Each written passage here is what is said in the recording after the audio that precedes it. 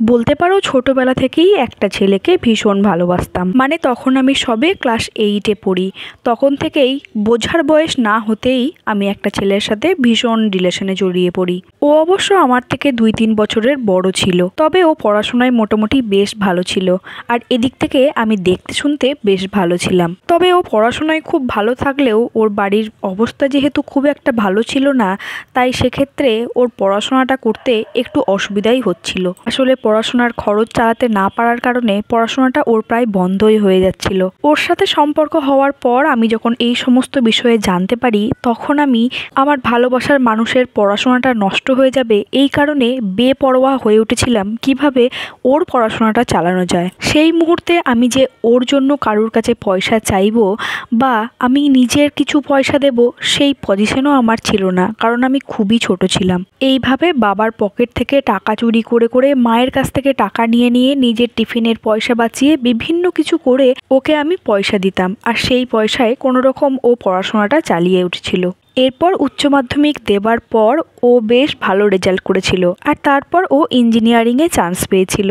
কিন্তু চান্স পেলেই তো হবে না, এই ইঞ্জিনিয়ারিং ডিগ্রি কমপ্লিট করার জন্য অনেকটা পয়সার প্রয়োজন।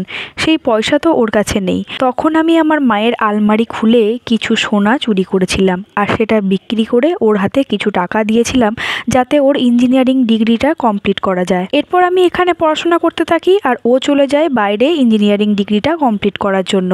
সবকিছু প্রথম প্রথম ভালোই চলছিল। তারপর ও ওখানেরই একটা কলেজের মেয়ের সাথে সম্পর্কে জড়িয়ে পড়ে, যদিও সেই সমস্ত কোনো কথা আমি জানিই না। আমার সাথে নর্মালি যেভাবে ব্যবহার করতো সেইভাবেই একই রকম কথাবার্তা চালিয়ে যাচ্ছে। তবে সব কথার মধ্যেই একটুখানি ছন্নছাড়া ভাব লক্ষ্য করছিলাম। আমি ভাবছিলাম হয়তো নতুন জায়গায় গেছে, নতুন পড়াশোনা নিয়ে ব্যস্ত আছে, এই জন্য হয়তো ওর মাইন্ড ডিস্টার্ব আছে, তাই সব কথা আমি বুঝে মেনে নিচ্ছিলাম। এইভাবে কিছু কিছু পয়সা আমি ওকে পাঠাতে থাকি। আর এই রকমভাবে আমি যখন পরিবারের সাথে করতে শুরু করেছিলাম, তখন আমার বাড়িতে ভীষণ অশান্তি হচ্ছিল। এই অশান্তির সব কিছু আমি মুখ বুজে সহ্য করেছিলাম শুধুমাত্র ওকে পড়াশোনা করানোর জন্য। যাই হোক, দেখতে দেখতে ওর ইঞ্জিনিয়ারিং কমপ্লিট হয়ে যায়, আর তারপর ক্যাম্পাসিংয়ের মাধ্যমে ও একটা চাকরি পায়। ও চাকরি পাওয়ার কিছুদিন পর ওকে আমি বলতে থাকি যে তাহলে এবার আমাদের সম্পর্কের কথাটা আমাদের বাড়িতে জানাই, আর তুমিও তোমাদের বাড়িতে জানাও। প্রথম প্রথম এই সমস্ত কথা বিভিন্নভাবে এড়িয়ে যাচ্ছিল। আমি তখন ওকে রীতিমতো প্রেশার দিই। ও আমাদের সম্পর্কের কথা ওদের বাড়িতে না বলায় আমি তখন আমাদের সম্পর্ক আমাদের বাড়িতে বলে দিই।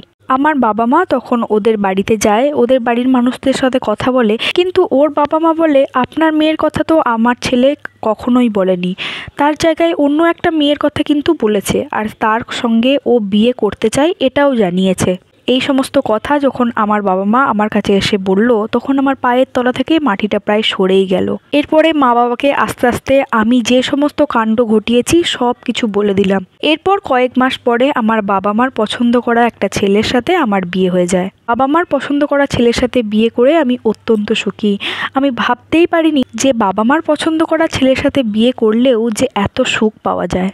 ওদিকে খবর পায় ওরও নাকি বিয়ে হয়েছে সেই মেয়েটার সাথেই। এখন গাড়ি বাড়ি টাকা পয়সা সব তার কাছে আছে, ভীষণ উন্নতি হয়েছে তার। যাই হোক, এটা ভেবেই ভালো লাগছে যে আমি যাকে ভালোবাসতাম সে ঠগ আর জোচ্চোর হোক, এখন তো সে খুবই ভালো আছে।